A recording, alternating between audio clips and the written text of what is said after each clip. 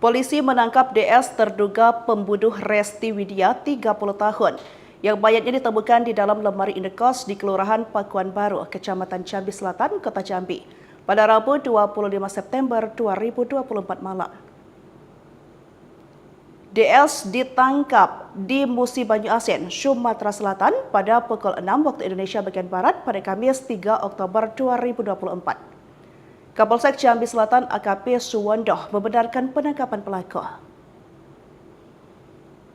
Setelah membunuh Resti, DS kabur dan membawa sejumlah barang berharga milik korban, seperti perhiasan, tabungan, dan ponsel.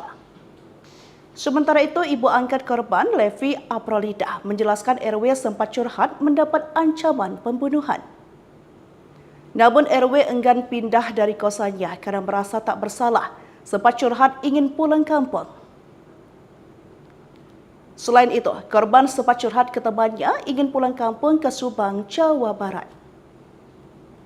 Diberitakan sebelumnya, penemuan jasad Resti berawal saat ponsel korban tak aktif ketika dihubungi teman korban berulang kali pada Rabu 25 September 2024 sore. Teman Resti yang juga merupakan saksi mendatangi indekos korban. Kecurigaan teman Resti muncul saat melihat pintu indekos korban tertutup. Kecurigaan itu bertambah ketika tiba di depan kamar dan melihat ada bekas congkelan di pintu.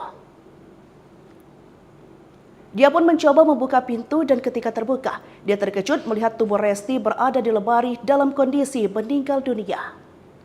Tubuhnya berada di tumpukan baju bagian paling bawah dan kondisi tangan terikat ke belakang.